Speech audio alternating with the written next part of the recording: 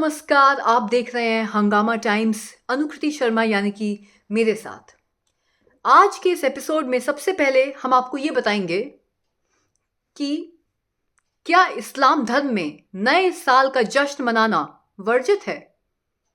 ये बात इसलिए कह रहे हैं क्योंकि ऑल इंडिया मुस्लिम जमात के अध्यक्ष मौलाना शहाबुद्दीन रजवी ने नए साल के जश्न के खिलाफ एक फतवा जारी कर दिया है और कहा है कि 31 दिसंबर की आधी रात को नए साल का जश्न मनाना इस्लाम के खिलाफ है। और अगर कोई मुस्लिम धर्म को मानने वाला, इस्लाम धर्म को मानने वाला कोई मुस्लिम अगर नए साल का जश्न मनाता है तो ये अच्छी बात नहीं है। चश्मे दारुल बरेली शरीफ से एक फतवा जारी किया गया है नए साल को लेकर के कि नए साल की आमद है।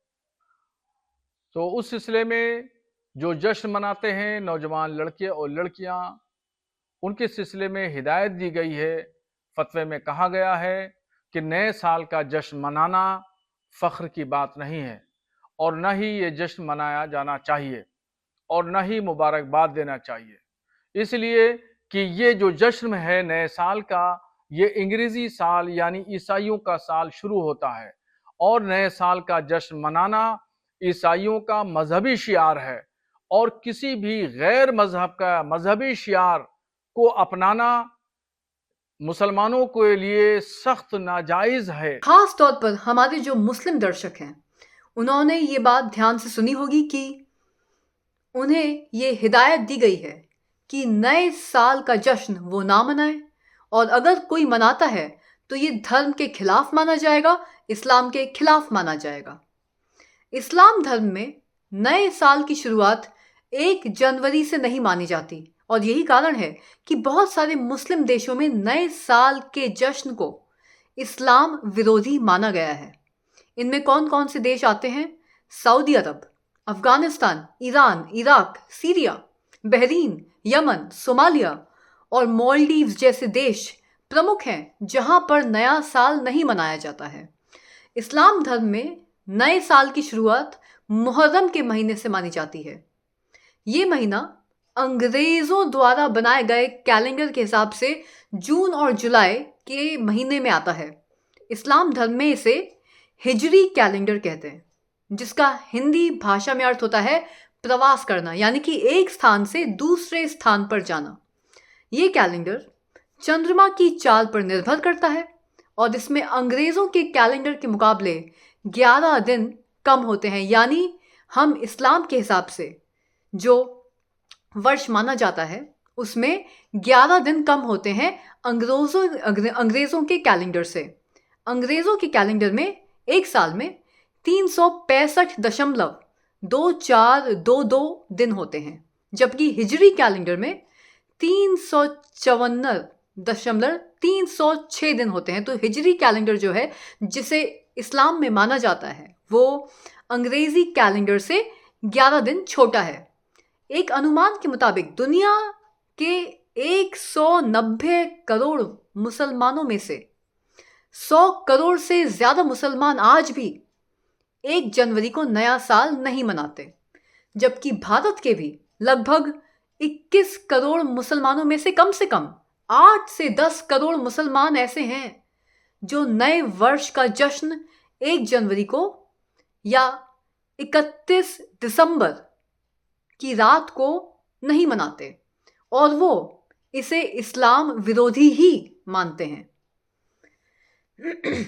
कुरान में लिखा है कि अगर कोई व्यक्ति किसी और धर्म के त्योहार का जश्न मनाकर उनके भगवानों को अल्लाह के बराबर रखता है या देखता है तो ये अल्लाह का सबसे बड़ा अपमान है और इसलिए सच्चे मुसलमानों को नए साल से लेकर जन्मदिन और वैलेंटाइंस डे जैसे सभी दिनों से, सभी त्योहारों से और इनकी परंपराओं से खुद को अलग रखना चाहिए। कुरान में लिखी इस बात को ध्यान में रखते हुए वर्ष 2015 में सोमालिया और ब्रुनई की सरकारों ने नए साल का जश्न मनाने पर प्रतिबंध ही लगा दिया था। वहां इसे अपराध घोषित कर दिया गया था। अगर आप देखें तो इस समय पूरी दुनिया में 3 बड़े धर्म हैं। इनमें ईसाई, सबसे बड़ा धर्म, जिसमें पूरी दुनिया में 238 करोड़ लोग मानते हैं। इस्लाम धर्म को सब लोग 190 करोड़ लोग मानते हैं और 121 करोड़ लोग हिंदू धर्म या सनातन धर्म को मानते हैं। ये 3 धर्म हैं, दुनिया के सबसे बड़े धर्म हैं, जिनमें पहले धर्म पर क्रिश्चियनिटी है, यानी कि ईसाई धर्म है। इनमें ईसाई धर्म और इस्लाम धर्म के ज्यादातर लोग आज भी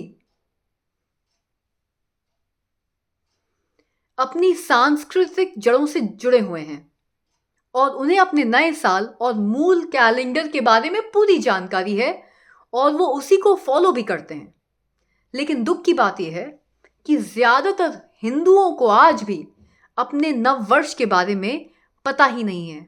तो अब आप देखिए, ईसाई धर्म के तो 238 करोड़ लोग पूरी दुनिया में 31 दिसंबर की रात 12 बजे जश्न मनाएंगे, क्योंकि ये तो उनकी कैलेंडर के हिसाब से नया साल है।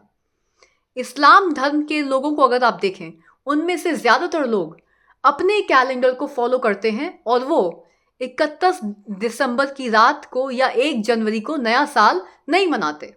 लेकिन सबसे ज्यादा लोग जो क्रिश्चियंस, ईसाई धर्म के बाद ये नया साल मनाते हैं, वो है हिंदू बाहुल देश भारत दुनिया के ज्यादातर देशों की तरह अंग्रेजों के कैलेंडर को ही अपना अधिकारित कैलेंडर मानता है और इस कैलेंडर को हम ग्रेगोरियन कैलेंडर भी कहते हैं। ये नाम एक ईसाई शासक पोप ग्रेगरी के नाम पर पड़ा था, जिन्होंने वर्ष 1582 में ग्रेगोरियन कैलेंडर को लागू किया। इसके पहले दुनिया में ईसाई धर्म को मानने वाले सभी देश जूलियन कैलेंडर को मानते थे।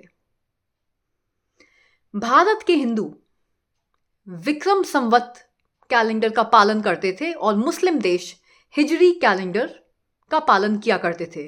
लेकिन अंग्रेजों के भारत में आने के बाद हमारा देश अपने मूल कैलेंडर को भूल गया और हमने भी अंग्रेजों के ग्रेगोरियन कैलेंडर को ही अपना असली कैलेंडर मान लिया और हम भी 1 जनवरी को ही नए साल का जश्न मनाने लगे पूरी दुनिया की तरह।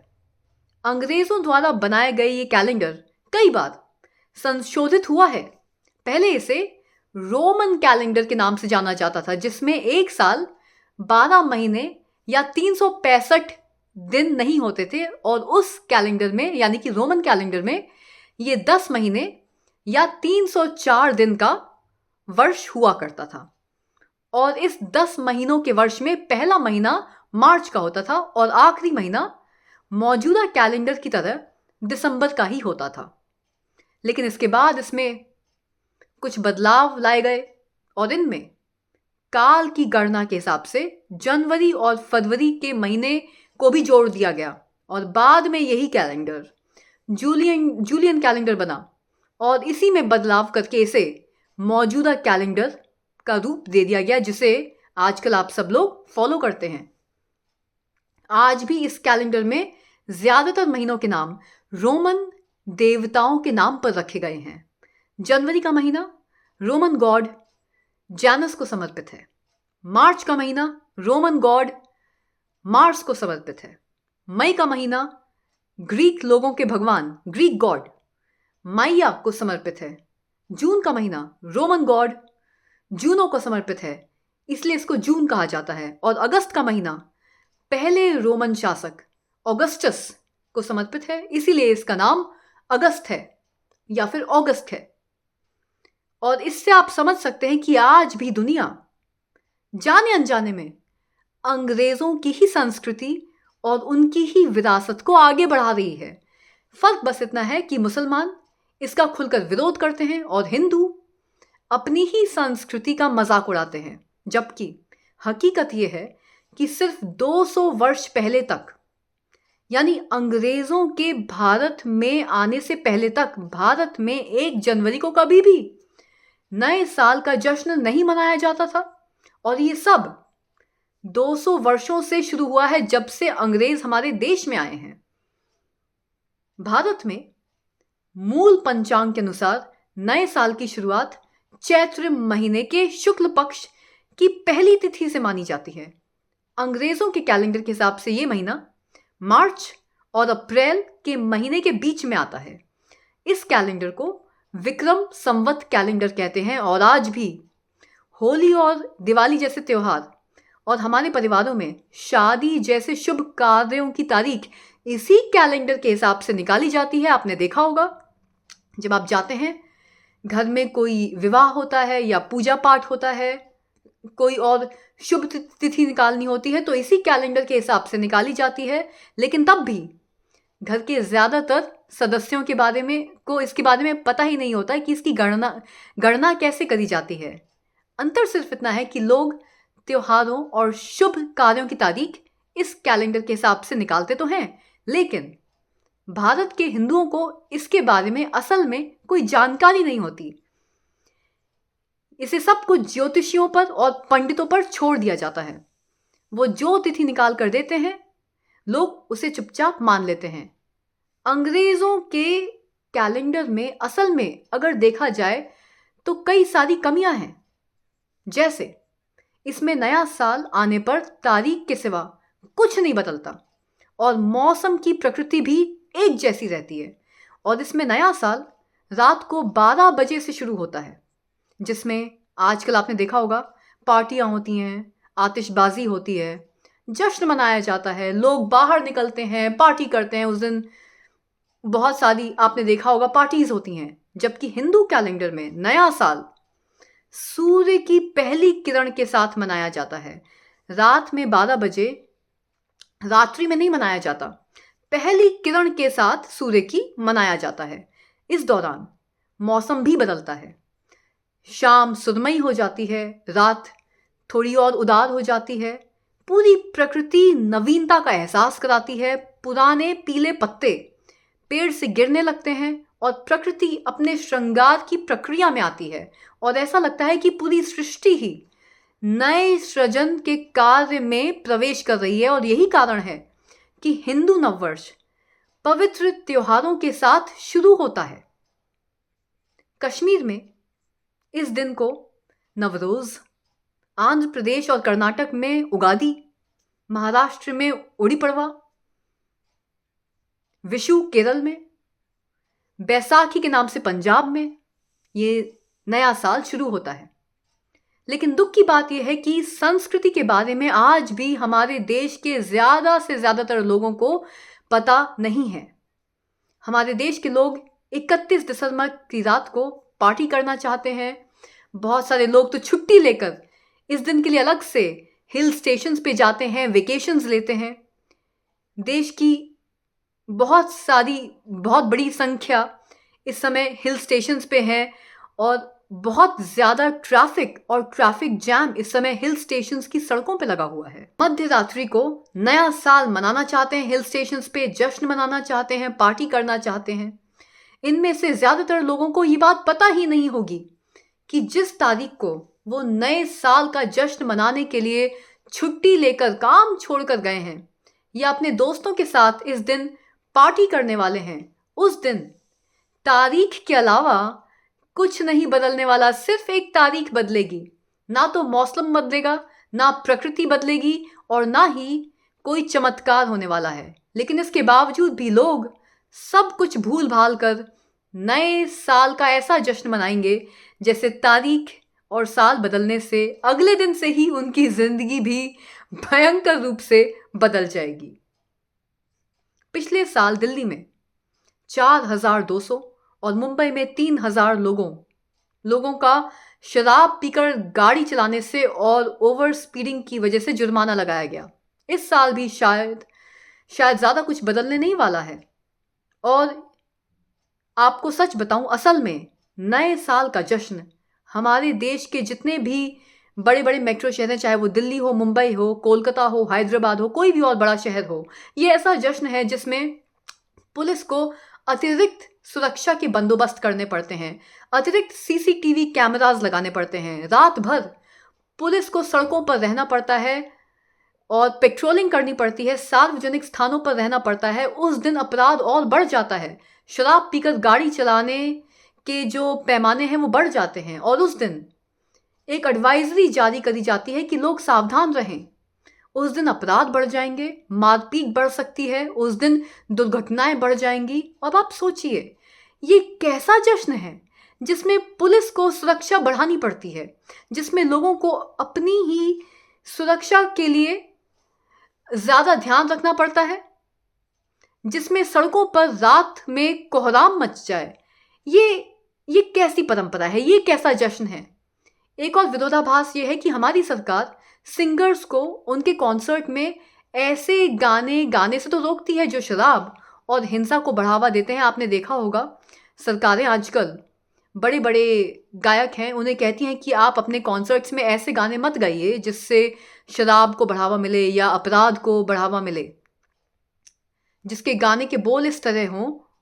लेकिन क्या आपको पता है कि इन्हीं सरकारों ने 31 दिसंबर की रात को ज़्यादा से ज़्यादा शराब बेचने के लिए देर रात तक शराब खानों को और शराब की दुकानों को, पब्स और बार्स को खोले रखने का फैसला भी किया है।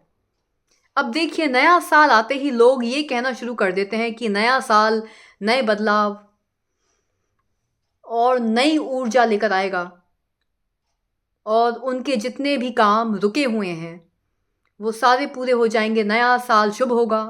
अभी से ही लोग ज्योतिषियों के पास लोगों ने जाना शुरू कर दिया है। लोग आपस में बात करने लगे हैं कि नए साल में जो भी अटके हुए काम हैं वो सब पूरे हो जाएंगे, नया साल पुराने साल से ज़्यादा अच्छा होगा। लेकिन हकीकत में ऐसा कुछ नहीं होता है। 1 जनवरी को जब नया साल आता है तब तारीख बदलने के अलावा कुछ भी और नहीं बदलता। इसलिए आज हम नए साल को लेकर आपसे 4 बातें कहना चाहते हैं। हम जानते हैं कि आपने भी अभी से नए साल का पंचांग निकालना शुरू कर दिया होगा। नया साल आपके लिए कैसा होगा? नए साल में आपको पहले से ज़्यादा सफलता मिलेगी, पहले से ज़्यादा धन कमाएंगे। सब लोगों को इस बात की उम्मीद रहती है कि अगला आने वाला साल पिछले साल के मुकाबले ज़्यादा बेहतर होगा, ज़्यादा खुशियाँ लेकर आएगा। लोग सोचते हैं कि मेरा जो पुराना साल गया है वो बहुत अच्छा नहीं था, अब आने वाला साल और अच्छा होगा और कल से सब कुछ बदलने वाला है क्योंकि नया साल शुरू हो जाएगा। तो पहली बात तो ये कि वर्ष 2024 से 2025 में जाने के बाद जिस तरह संख्या बढ़ रही है, यानी कि 24 से 25 हो रही है, क्या उसी तरीके से आपकी प्रतिभा और आपका परिश्रम भी बढ़ेगा, या सिर्फ 24 से 25 यानी कि नंबर तो बढ़ गया लेकिन आप वैसे के वैसे ही हैं? दूसरी बात, क्या इस नए साल में आप भी अपना एक अपडेटेड वर्जन दुनिया के सामने पेश करेंगे? क्या आपके सॉफ्टवेयर में भी कोई नया अपडेट, अपग्रेड आएगा? ये मैं इसलिए बात कह रही हूँ क्योंकि जब आप एक नया फ़ोन लेते हैं, जब आपके फ़ोन में ऑपरेटिंग सिस्टम में कोई नया अपडेट आता है, जब आप कोई नई गाड़ी खरीदते हैं, तो वो गाड़ी पुराने मॉडल के मुकाबले ज़्यादा बेटर होती है। कई बार आप सोचते हैं कि अब आप 2025 में एक नई गाड़ी लेंगे क्योंकि एक नया मॉडल आ रहा है। फ़ोन के बारे में भी आप कुछ ऐसा ही सोचते हैं क्योंकि नए फ़ोन में ज़्यादा फीचर्स हैं।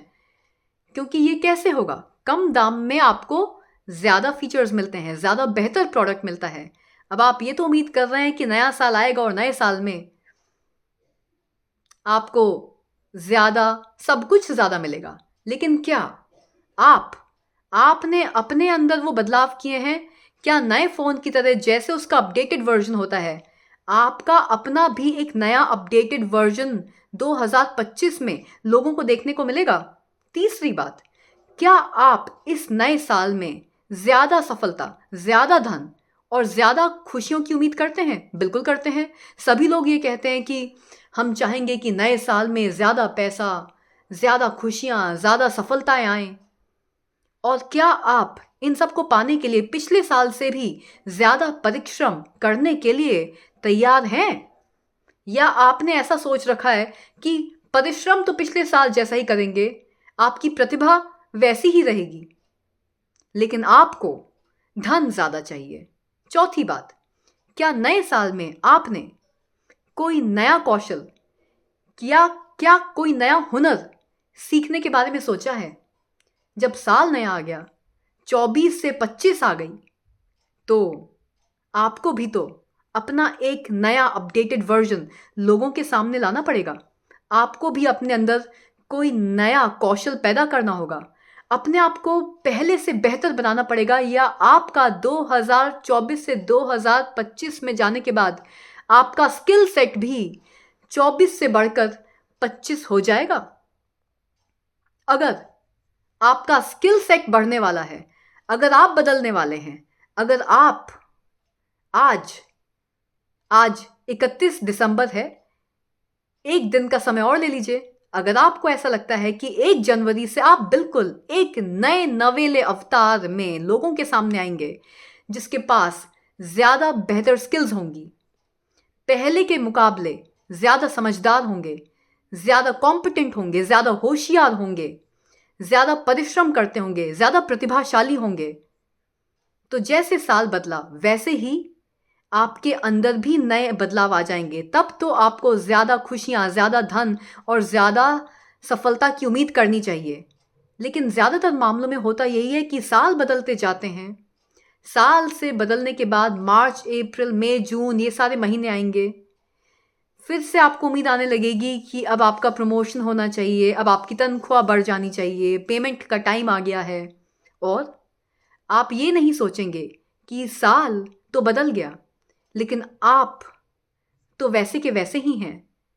अगर आप चाहते हैं कि 2025 आपके लिए ज्यादा बेहतर साल हो, तो आपको एक बार अपने आप को भी आईने में देखना चाहिए और ये देखना चाहिए कि 31 तारीख की रात और 1 जनवरी आप जब अपने आप को देखेंगे, तो क्या आपके अंदर भी कुछ बदलाव आएगा, और क्या वो बदलाव सुखद है?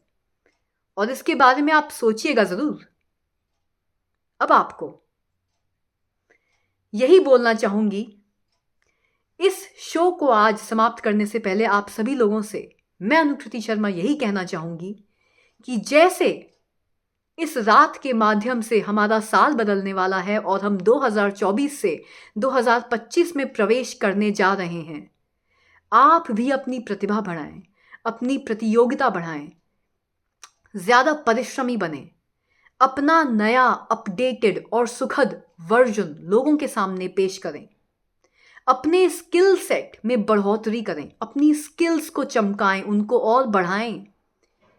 अगर आप ऐसा कर सकते हैं तो मैं आपको गारंटी देती हूं कि साल 2025 में आपको ज्यादा खुशियां, ज्यादा धन और ज्यादा सफलता डेफिनेटली प्राप्त होगी। और इसी स्पेशल स्टोरी के साथ मैं आप सबसे इजाजत लेना चाहूंगी। मुझे इजाजत दीजिए और देखते रहिए और सब्सक्राइब करना बिल्कुल ना भूलिएगा हंगामा टाइम्स को। नमस्कार, आपसे मुलाकात होगी 2025 में।